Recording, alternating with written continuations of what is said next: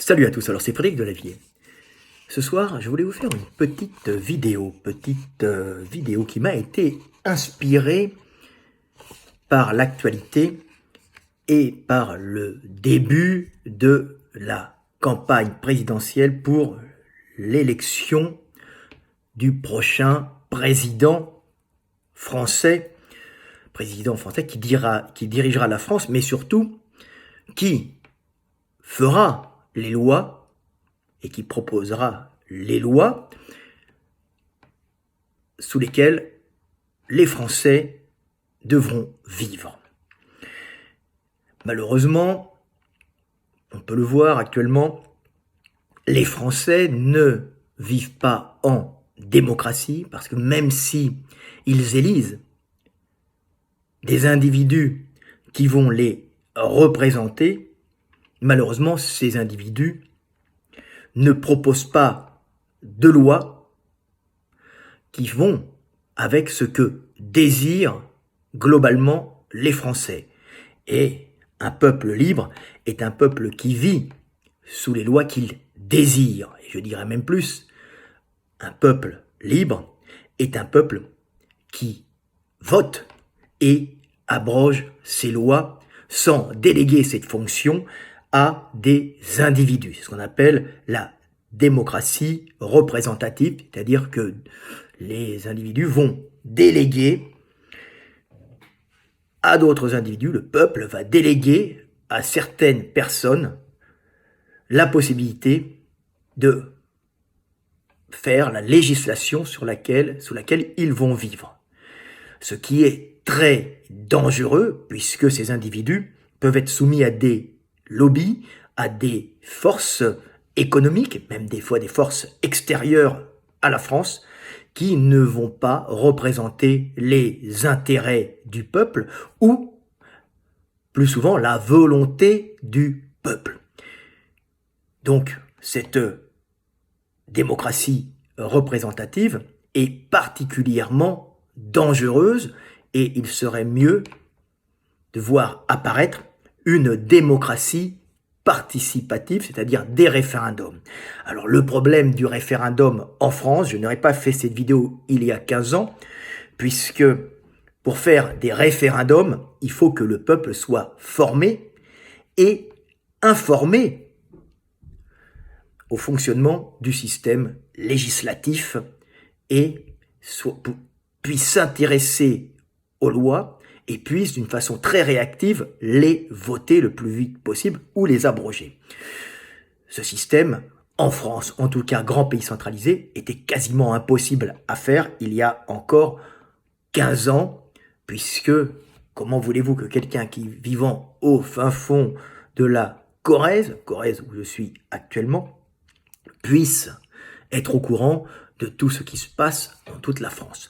Maintenant, avec Internet, avec les chaînes d'information, qui sont plus ou moins des chaînes de propagande, des fois des chaînes de contre-information, mais aussi des réseaux sociaux qui peuvent des fois informer d'une façon très claire et très juste, et puis des fois désinformer aussi, mais il y a possibilité de pouvoir rechercher la vérité quand on habite au plus profond de la France. Donc chaque citoyen qui est relié à Internet peut à ce moment-là se faire une idée globale de l'économie française et même s'il cherche et s'il est intelligent, se faire une idée globale des intérêts français dans la politique et dans l'économie internationale.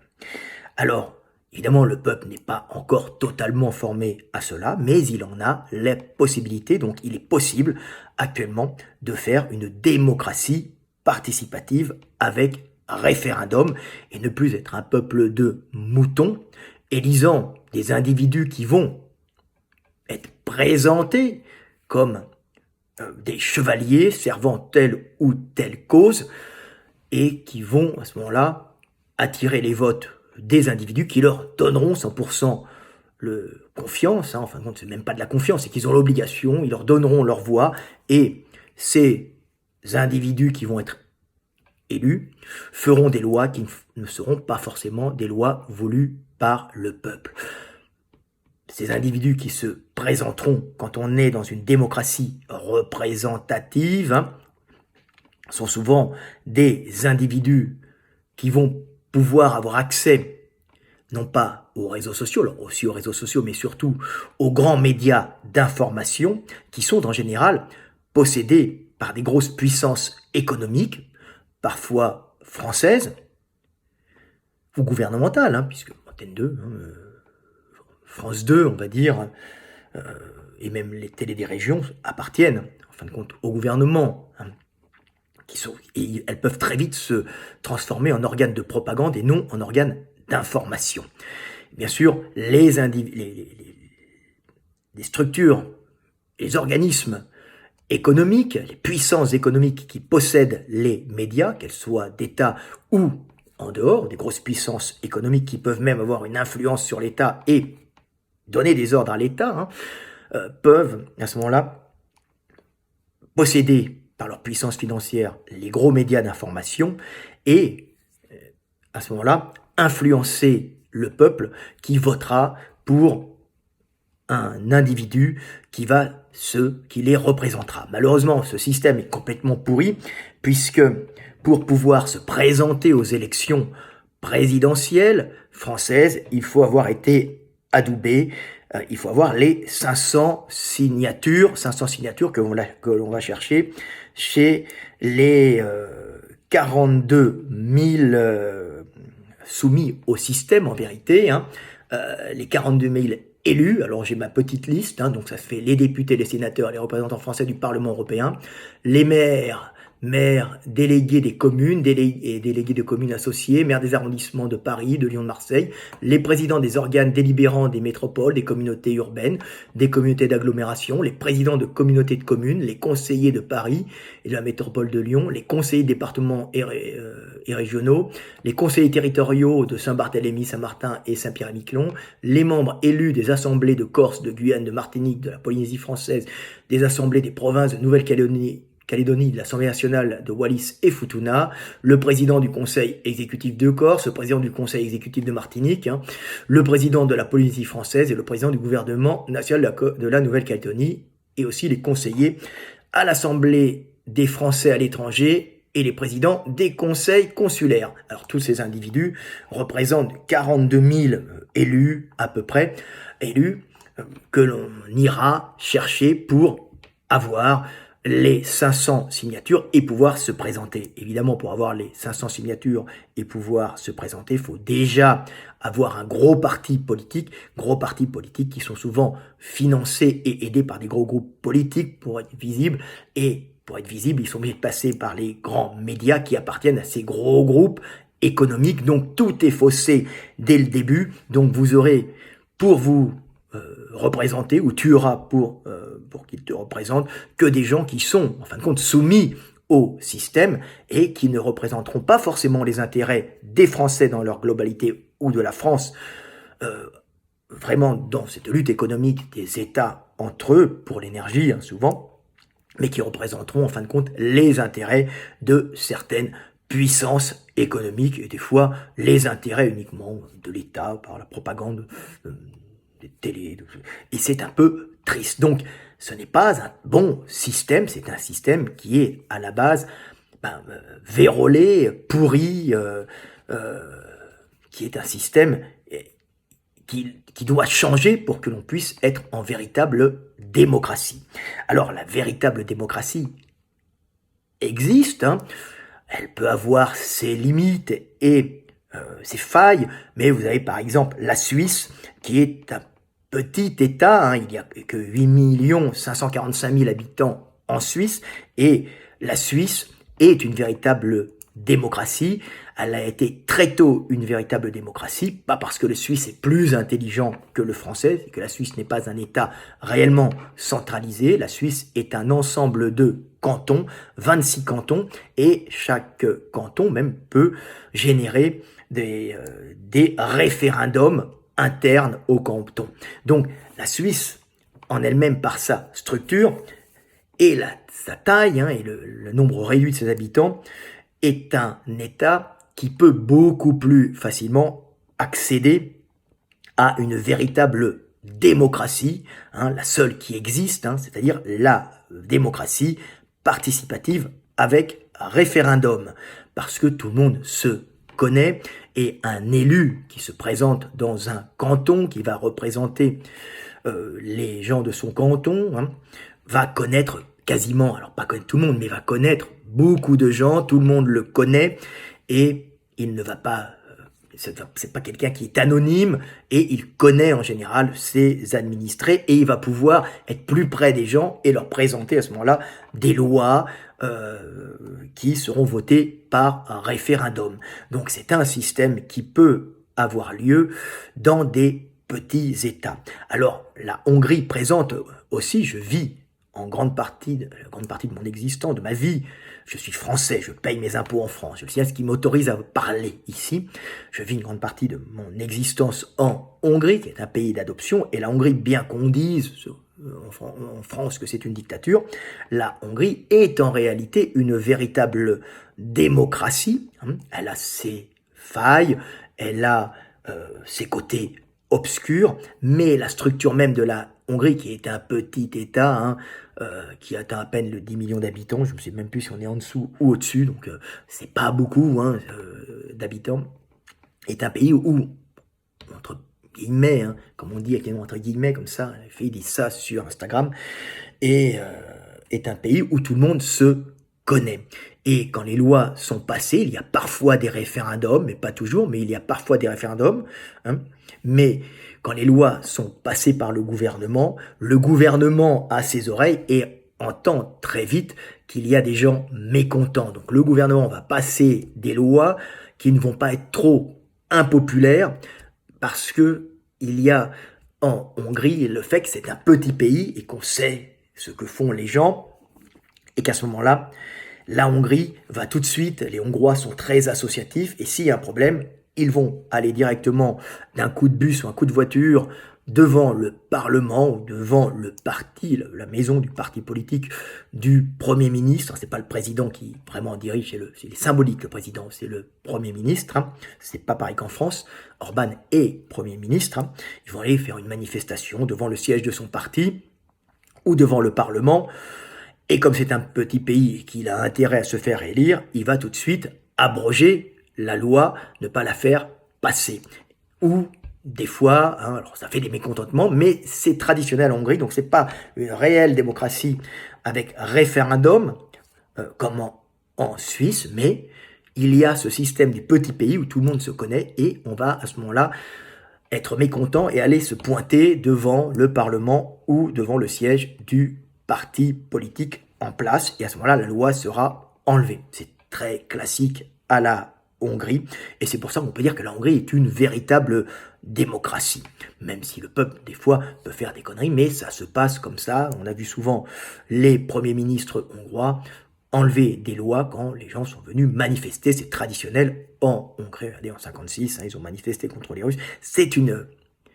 Et ça a été la révolution hongroise, c'est traditionnel, on monte à Budapest et on fait sa révolution pour montrer son mécontentement. Donc c'est quelque part une véritable démocratie. Il y a même des référendums qui sont occasionnels, par exemple le référendum pour ou contre les migrants, quand il y a eu cette grande migration due à ces guerres pour les tuyaux de gaz et de pétrole en Syrie, qui a mis des gens sur le carreau, qui a mis des populations entières dans des positions terribles, mais qui posait le problème de migrations humaines très difficilement supportables par des petits États, même par des grands, puisque ça fait des confrontations de populations entre elles qui vont générer des frictions, c'est très dur. Donc la Hongrie a proposé un référendum, êtes-vous pour ou contre l'accueil des migrants? Bien sûr, le peuple a voté non, et normalement ils auraient dû se soumettre à l'Europe, et ils ont dit, ben non, comme nous sommes une démocratie, nous ne nous soumettons pas. Ce qui est le droit, en fin de compte, le droit profond des Hongrois, de ne pas vivre sous des lois qu'ils ne veulent pas, tout simplement. Alors les Allemands, de leur côté, sont aussi réellement une démocratie, bien sûr une démocratie avec, comme je dis tout le temps, ses failles, mais une véritable démocratie, puisque l'Allemagne est un pays qui est pas centralisé du tout, qui est un pays composé de Länder, de landes, de régions, qui sont beaucoup moins nombreuses qu'avant, mais qui restent quand même importants. Donc l'Allemagne est constituée de 16 Länder. Alors je n'apprends pas les chiffres par cœur, je les ai notés, hein, sachez-le quand même. Mais de 16 Länder, il y en avait beaucoup plus avant, et l'allemand est traditionnellement associatif et manifeste. Alors, ils manifestent pas en gueulant, ils manifestent en chiffres. Ils veulent des chiffres, ils sont très pragmatiques. Quand vous entendez des manifestants allemands qui parlent et qui sont mécontents, ils ne vont pas énoncer de l'émotionnel, hein, ils vont énoncer des chiffres tout simplement. Hein. En général, c'est l'allemand très pragmatique. Et l'Allemagne est constituée de 16 Länder. Alors, ces Länder ont cette particularité d'avoir leur propre cour constitutionnelle, c'est-à-dire qu'ils font leur constitution, la loi sous lesquelles on peut à peu près vivre dans les Länder. Alors il y a des lois fédérales, bien sûr, hein, qui peuvent être proposées par des Länder, et il y a des lois constitutionnelles. Alors, les lois fédérales peuvent être aussi proposées par le gouvernement allemand. Alors c'est pas ma spécialité, la législation, mais bon, c'est quand même intéressant de comprendre comment ça fonctionne. Et il y a aussi, les Länder ont leurs propres tribunaux avec des variations dans, en fin de compte, les lois sous lesquelles vont vivre les individus. Donc, même s'ils ne votent pas forcément en référendum, comme ce sont des États plus petits, il y a beaucoup d'associations et les gens se connaissent, hein, en général. Les lois passées dans les Länder sont des lois qui sont assez proches du désir des habitants des Länder, puisque tout le monde se connaît plus ou moins, puisqu'il y a 16 Länder. Alors c'est beaucoup, mais quand même, les gens vont se connaître, et comme après c'est fractionné en petites régions internes, en villes, tout le monde se connaît, c'est très associatif, et c'est traditionnellement démocratique. Alors bien sûr, ça a des limites, mais la démocratie allemande a fait par exemple que les Verts étaient très nombreux et avaient une influence très importante en Allemagne, et les Verts étaient contre le nucléaire, ce qui a fait que l'Allemagne s'est retirée de tous ses programmes nucléaires pour produire de l'énergie, et a remplacé ça par l'énergie à charbon qui pollue, hein, donc on dit c'est contre le nucléaire, oui, mais on pollue, et par l'éolienne qui n'est pas si efficace que ça, qui peut être on va dire, efficace dans certaines régions, il y a beaucoup de vent, mais c'est des énergies qui marchent à côté pour certaines régions et qui donnent de l'autonomie à certains villages, à certaines régions très ventilées, avec beaucoup de vent qui viennent de la mer, hein, mer du Nord. Donc, ça ne fonctionne pas. Et en plus, comble de l'hypocrisie, comme les Allemands sont démocrates et qui ne veulent pas de nucléaire, le gouvernement allemand a abandonné le nucléaire, mais nous achète à nous, les Français, notre nucléaire. Et aussi vont financer en Europe centrale la fabrication de centrales nucléaires pour pouvoir leur acheter, parce qu'ils ont beaucoup d'argent, leur électricité nucléaire et faire fonctionner leur industrie. Donc c'est une hypocrisie allemande. Ceci dit, c'est de la réelle démocratie. C'est au peuple allemand de gueuler contre ça. Mais s'il est un peu bête, il est un peu bête. Mais de toute façon, ils sont en démocratie et le peuple vit sous les lois qu'il désire globalement en Allemagne. Il faut connaître l'Allemagne pour voir qu'ils sont en permanence en combat pour ci, pour ça. Mais pas des combats où on gueule dans la rue en brûlant des trucs. Non, des combats très législatifs, des gens qui vont manifester avec des pancartes et qui présentent des chiffres. Hein. Et c'est essentiellement des combats de cette façon. C'est l'allemand, des combats très structurés et très étoffé de chiffres. L'allemand est pragmatique et calculateur. C'est un peuple d'ingénieurs. Mais c'est une démocratie qui est rendue possible par sa structure de Länder. Alors la France, elle, alors c'est une démocratie, elle n'est pas participative, mais elle est en vérité quelque part participative, cette démocratie allemande, puisque tout le monde se connaît, et quand les gens sont mécontents, comme en Hongrie, ils vont manifester devant les partis politiques qui gèrent des Länder ou devant le Parlement allemand pour montrer leur mécontentement. Et ça, c'est l'Allemagne. Comme c'est petit, en général, on est en véritable démocratie, quand une loi ne plaît pas, elle est enlevée tout de suite. Alors le problème de la France, c'est qu'on est dirigé par des gros groupes économiques qui des fois ne veulent pas de mal à la France, hein, mais qui mettent en place nos politiques, gros groupes économiques qui financent aussi, d'une façon indirecte, les partis politiques, hein, et qui permettre à ces partis politiques d'aller glaner les signatures des élus, souvent au sein des partis politiques, tout le monde se connaît, donc les gens qui vont pouvoir se présenter à l'élection présidentielle en France sont souvent des gens qui sont déjà corrompus par ce système qui est complètement vérolé, qui est pourri, plein de verre, pourri. Donc il faut en changer. Alors comment changer ce système Le problème, c'est qu'il faut trouver des gens qui vont se présenter pour le changer. Attention, il y en a quand même. Nous avons des gens qui vont proposer en France la démocratie participative. Vous allez voir, ils sont en fin de compte de partis très opposés, souvent, mais ils existent, donc ils sont quelque part les chevaliers de la démocratie et vos chevaliers à vous pour représenter les intérêts des Français. Alors, le problème, c'est que si le peuple doit voter ses lois, le peuple n'est pas forcément, on va dire, capable de les voter, et on disait il n'a pas les moyens de les voter, ça va prendre du temps. Mais pas du tout. Maintenant, avec les systèmes informatiques, grâce à Internet, il est possible de voter très vite des lois en appuyant sur un bouton à partir du moment où on s'intéresse aux lois. Les lois doivent être proposées par le gouvernement, c'est le rôle du gouvernement qu'on va élire de proposer de proposer les lois qui vont être votées, qui seront votées par le peuple par référendum. Donc le gouvernement peut proposer des lois que le peuple doit voter. Donc c'est moi ce que je propose, c'est de trouver, c'est un système pour être véritablement en démocratie. Donc le peuple doit voter des lois que le gouvernement que vous allez élire propose. Il faut élire un gouvernement qui propose le référendum. Et c'est possible actuellement grâce au système informatique. Il y a 15 ans, c'était pas possible. Maintenant, grâce à Internet, on le peut. Donc les lois peuvent être présentées sur une chaîne d'État où on va présenter toutes les lois et qui doivent être votées avec un calendrier de lois présentées et travaillées par le gouvernement. C'est très dur de faire des lois puisque toutes les lois doivent, en fin de compte, fonctionner ensemble. La législation n'est pas quelque chose de facile, c'est pas le peuple qui doit la faire, c'est très dur, il peut la faire, il peut proposer des lois, mais à ce moment-là, il faut qu'il s'organise en groupe avec des gens spécialisés dans la législation, qui comprennent ce que veulent les gens pour pouvoir mettre ces lois en forme et les adapter au système législatif, qu'elles ne viennent pas parasiter d'autres lois. Donc ça, c'est possible à faire, et une chaîne télévisée d'État présentera les lois qui devront être votées.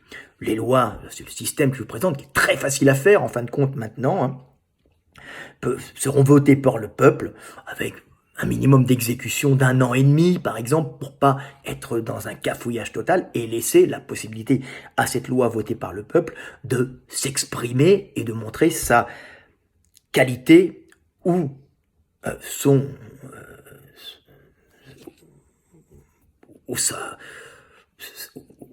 ou la merde qu'elle va générer. Donc montrer que la loi, il faut la laisser quelque temps fonctionner.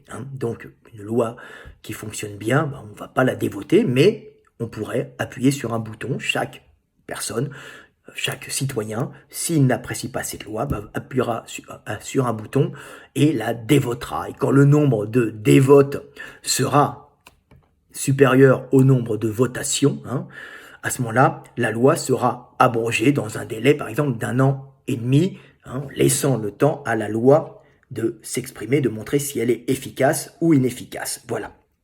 Donc ça, c'est un système qui peut marcher, être efficace et qui permet au peuple d'être un véritable peuple d'hommes libres, votant ces lois ou abrogeant ces lois. Et c'est là qu'on voit dans un système comme ça que les partis politiques peuvent prendre toute leur ampleur et devenir de véritables partis d'hommes libres, avec chaque parti attirant en lui des façons de penser différentes, de gauche, de droite, plus ou moins nationalistes, mais représentant la France, et chaque parti politique, à ce moment-là, présentera des lois et surtout permettra par pétition de proposer des lois quand la pétition atteindra, je ne sais pas, moi, 200 000 personnes, peut-être moins, je ne sais pas, 100 000, 200 000, et à ce moment-là, de proposer éventuellement une votation de ces lois d'une façon au niveau national. Et c'est là que les partis politiques peuvent rentrer en jeu, tout en aussi pouvant grouper les gens pour les inciter à voter ou dévoter des lois proposées par le gouvernement, mais aussi à en présenter eux-mêmes. Ce qui fait une démocratie, et une démocratie, on va dire, oui, une démocratie extrêmement réactive, où les gens vivront sous des lois qu'ils désirent réellement, sans être dans un cafouillage, mais grâce à un système informatique qui peut être extrêmement performant rapidement, puisque nos technologies ont évolué. Je rappelle, il y a 15 ans, on ne pouvait pas présenter ça en France, un grand État centralisé, c'était quasiment impossible. Alors bien sûr, j'entends souvent cette phrase, mais le peuple est incapable de voter ses lois, il n'est pas formé. Il dit, il apprendra tout simplement, comme un enfant apprend à marcher. L'enfant essaye de se relever, tombe, et plusieurs fois, et il apprend à marcher, mais avant, il a les genoux tout écorchés, il se fait mal. C'est comme ça, toute chose que l'on débute, on la débute difficilement, et évidemment, une démocratie participative avec référendum sera toujours, au début,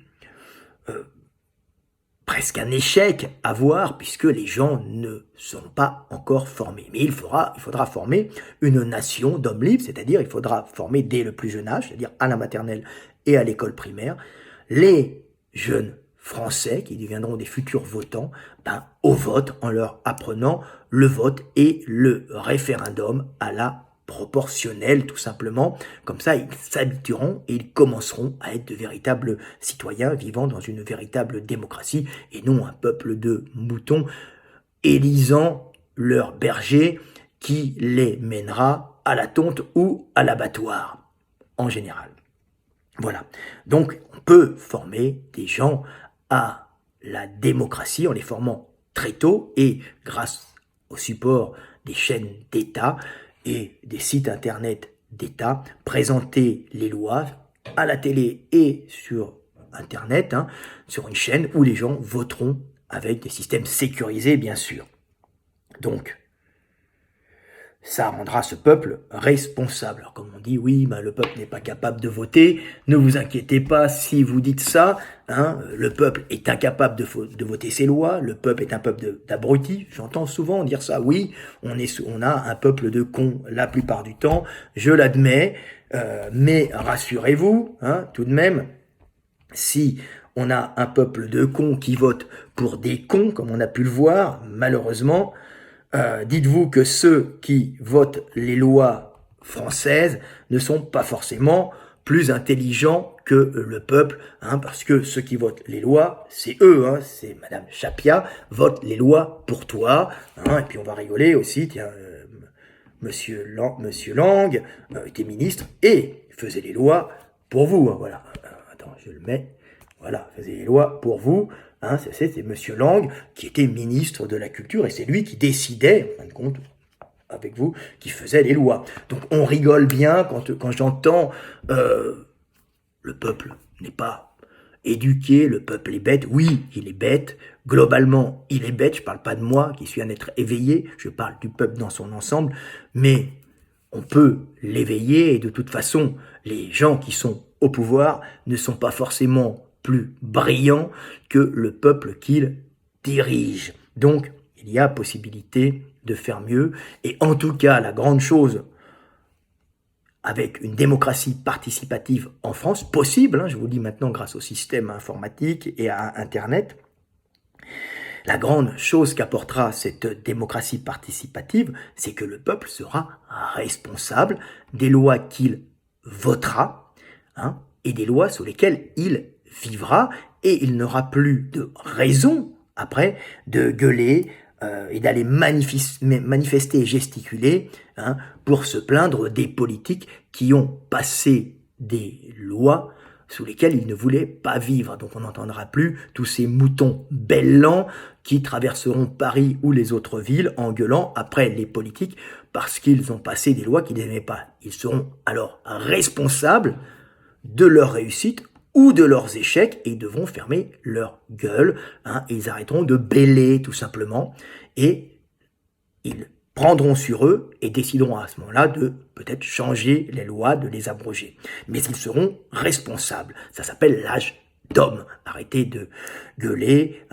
Quand vous êtes mécontent des lois, vous arrêterez de gueuler puisque c'est vous qui les aurez votées. Et si vous avez réussi, vous serez fiers de ce que vous avez fait. Voilà. Alors, j'en arrive à aux dernières parties de cette petite vidéo improvisée. C'est le fait de voter pour qui voter aux prochaines élections. Alors, votez tout simplement pour quelqu'un qui va vous proposer des référendums, donc il va vous proposer une démocratie participative, même si elle est partielle. Votez pour celui qui vous propose le plus de démocratie participative, et il y en a qui se sont présentés. Alors il y en a de gauche, de droite. On peut ne pas apprécier certains individus, mais s'ils vous proposent la démocratie participative, c'est pour eux que vous devez voter, puisque c'est eux, s'ils tiennent leurs promesses bien sûr, nous avons beaucoup d'hypocrites dans ce milieu-là, c'est eux qui vous permettront d'accéder à la véritable démocratie et à la liberté, en fin de compte. Donc ceux qui proposent, je les ai notés, il y avait Zemmour. Zemmour, s'il se présente, je ne sais rien, avait proposé la démocratie participative et les référendums. Si vous n'êtes pas d'obédience zémourienne, vous pouvez aller du côté de Mélenchon. Mélenchon propose aussi la démocratie participative. Il le dit lui-même, quand je serai au pouvoir, les lois seront votées par le peuple. Il en parle, donc c'est véritablement un démocrate. Si, de mon côté, je peux vraiment être en désaccord sur beaucoup de choses que dit Mélenchon, mais ça, c'est moi, c'est pas vous, donc vous êtes libre de penser différemment.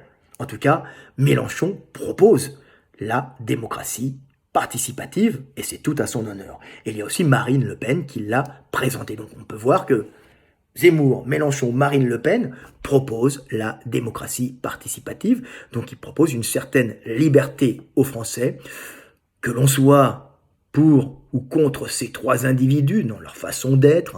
Ne votez pas pour un individu, oubliez cela, votez pour ce que vous propose un individu. Donc les lois qu'il va proposer et surtout la possibilité de voter ces lois. Autrement, vous resterez des moutons bêlants. Voilà qu'on mènera à la tonte ou à l'abattoir. Et ça, c'est pas très agréable. Être un peuple de cerfs, non, c'est pas trop mon truc. Moi, il me dégoûte en France. Donc voilà, petite vidéo éducative pour vous expliquer pour qui voter et surtout pourquoi voter. Voter pour la démocratie. C'est la plus belle chose du monde quand elle est réelle, puisqu'elle permet aux hommes de vivre sous les lois qu'ils désirent, donc de vivre dans le monde qu'ils désirent et non de subir un monde qu'ils ne veulent pas. Voilà, c'était Cheikh Delavier, Fred Delavier, je vous aime et paix sur terre. Que vous soyez de gauche, de droite ou du centre, soyez des hommes libres et votez vos lois, ou en tout cas votez pour les gens qui vous proposent de les voter. À bientôt, je vous aime et paix sur terre.